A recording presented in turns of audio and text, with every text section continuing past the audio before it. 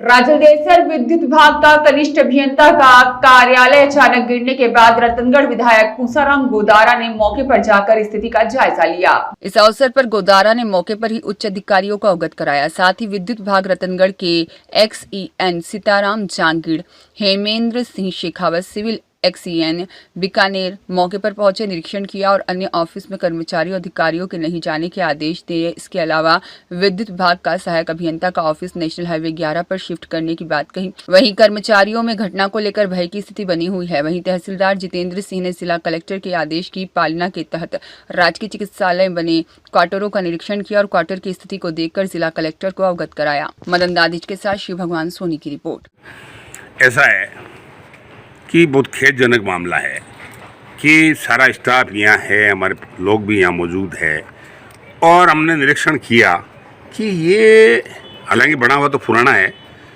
लेकिन मैं बहुत शुक्रिया अदा करना चाहता हूँ, भगवान से प्रार्थना करता हूँ कि कम से कम हमारा JN जो बेरुआ नया आया है, एक हमारा कर्मचारी था वो साजू सर का, 4 सुरेंद्र और 4 हमारे कर्मचारी और थे। बहुत हम सौभाग्यशाली हैं कि जैसे ही ये गिरा, हमारा इन साहब कह रहे हैं कि डाउट तो लग रहा था, लेकिन वो जिस कमरे में बैठे थे वो तो नहीं गिरा, बरामदे के सामने खुला जो कमरा था वो गिरा, तो ये फटाफट बाहर आए और इनका जीवन बच गया। इसलिए मैं बहुत शुक्रिया मानता हूँ कि इनकी ये बिजली विभाग की विजिलेंस के कारण ये विजिलेंटी रही, जिसके कारण से सावधानी से बाहर आ गए, कोई कैजुअलिटी नहीं हुई। लेकिन ये कोई पुराना बना हुआ है, लेकिन इसमें मटेरियल जो लगा है, मैंने देखा चूने बना वाली मिट्टी आधे से ज़्यादा मिट्टी है। खेत का विषय यार 30-35 साल पहले का अगर बना हुआ क्वार्टर था पहले, और अब ये JN ऑफिस में कन्वर्ट कर दिया गया, तो खेत है कि इस प्रकार से आवास जो बना है ये थोड़ा घटिया किस्म का लगा। ये जांच होनी चाहिए। और सर इसके बारे में हमने मीडिया ने लगातार पहले भी अवगत करा चुके हम सभी ने कि ये कभी भी बड़ा हादसा हो सकता था, तो लेकिन जब ये हादसा हो चुका है इसके बाद में यहाँ विद्युत विभाग की ज़मीन भी पड़ी है बाईपास के ऊपर। इन सभी कर्मचारियों का कहना है कि वहाँ पर अगर ऑफिस बन जाए तो यहाँ के लोगों को कुछ रिलीफ। बिल्कुल ठीक कह रहे हो आप कि वहाँ 33 की GSS वहाँ भवन भी बना हुआ है और वहाँ ज़मीन भी खूब पड़ी है, एक बार उसमें शिफ्ट भी किया जा सकता है। AN ऑफिस तो नया है, लेकिन फिर भी सुरक्षा की दृष्टि से मुझे लगता है कि एक बार वहाँ शिफ्ट कर देना चाहिए।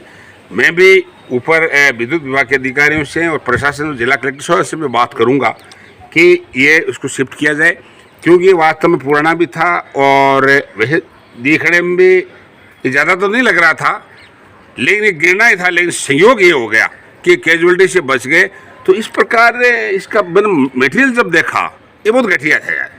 सर राजस्थान सरकार ने हाल ही विधायकों को 20% सरकारी भवनों के अंदर, जैसे राजकीय चिकित्सालय है, स्कूल है, विद्युत कार्यालय है, अन्य आंगनबाड़ी केंद्र है, ऐसी है कि विधायकों को पहले भी था, कोई मना नहीं थी, लेकिन कुछ रिपेयर वगैरह में हमारे पर बैन था।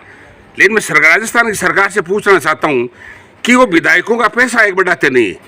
हमने राजस्थान की सरकार को विधानसभा में कहा था पूरे विपक्ष ने कि मुख्यमंत्री जी, जिसमें BJP के लोग भी थे, कि 5 करोड़ से इसको अशोक गहलोत ने 3 से 5 किया, आप 10 करोड़ कर दो। 5 करोड़ देते हैं, ऊँट के मुंह में जीरा देते हैं, सारे काम विधायकों के जुम्मे करते हैं।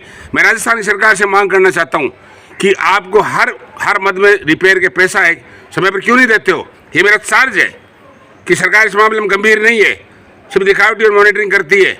उनको पैसा देना चाहिए रिपेयर। मैंने विधानसभा में प्रश्न लगाया था कि कितने भवन जर्जर है मेरी विधानसभा पूरे जिले में, लेकिन आज तक उसका उत्तर नहीं आया। अब सारे मंत्री जी कहीं जा रहे हैं, कोई कहीं जा रहा है। इससे कोई औपचारिकता करने से या दृष्टि ये इधर उधर घूमने से काम नहीं चलता है, काम करना पड़ता है। विधायक तो बेचारे घर थोड़ी रखते हैं। 5 करोड़ रुपये हम तो इधर दे देंगे, हम तो तैयार हैं, हम तो बहुत संवेदनशील हैं कि भाई हमारा सिस्टम भी मजबूत होना चाहिए, हमारे कर्मचारियों का जीवन भी बचाना चाहिए, सुरक्षित रहना चाहिए, कि उनसे हम काम लेना चाहते हैं। तो सरकार को देखना चाहिए। ये जगह जगह स्कूलें गिर रही है, जगह जगह बरामदे गिर रहे हैं, जगह जगह गेट गिर रहे हैं, जगह जगह भवनों की गिर रहे हैं, तो इनको पहले से तैयारी करनी चाहिए। इसके रिपेयर के बारे में जवाब तक नहीं आया स्कूलों का। मैंने पूरे राजस्थान में प्रश्न रखा, आज तक उसका जवाब नहीं विधानसभा में रखा।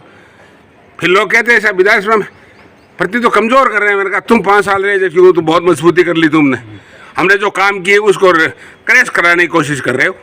ये मेरा चार्ज है बीजेपी के नेताओं पर। सर वैकल्पिक व्यवस्था क्या की है यहाँ के वैकल्पिक व्यवस्था ऐसा है कि एक बार तो जो AN ऑफिस का अन्य जो स्टाफ बैठता उसके साथ जैन बैठेगा।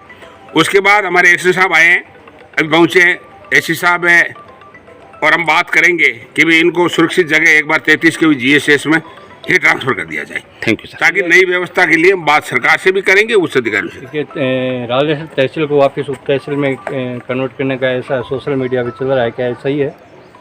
देखो, राजस्व तहसील को और उपखंड तहसील को तो उप तहसील नहीं करेंगे, लेकिन इनकी नीयत खराब हो गई है कि उपखंड के जो कार्यालय है वो नहीं बने। ये चर्चा जरूर चल रही है।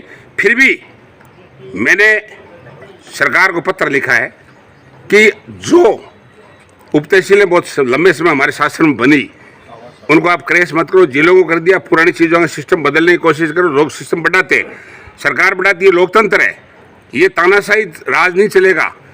साल 2 हो गए, 3 साल बाद तुम्हें कोई कुत्ता ही नहीं पूछेगा। तुम जनता की सेवा की भावना छोड़ दी, इसको बंद कर दो, इसको काट दो। अरे रतनगढ़ की जिला हॉस्पिटल हमारी कांग्रेस के शासन माननीय मुख्यमंत्री अशोक जी गहलोत ने मंजूर की थी। मेरी मांग पर 51 करोड़ रुपये मंजूर किए, पहले उसके किए 39 करोड़, फिर कर दिए 31 करोड़, ऑर्डर आया 23 करोड़। शर्मनाक बात है। इस सरकार के लिए बातें करती है बड़ी बड़ी, बहुत विकास कर रहे हैं, डेली मॉनिटरिंग कर रहे हैं। ये चार्ज है मेरा इस सरकार पर कि पहले वे के कामों को खत्म करना चाहते हैं, तहसील उपखंडों को खत्म करना चाहते हैं। अगर कहते ईंट से ईंट बजा देंगे, अगर ऐसा करेंगे तो राजस्व करेंगे तो हम इलाज कर देंगे इनका। Thank you.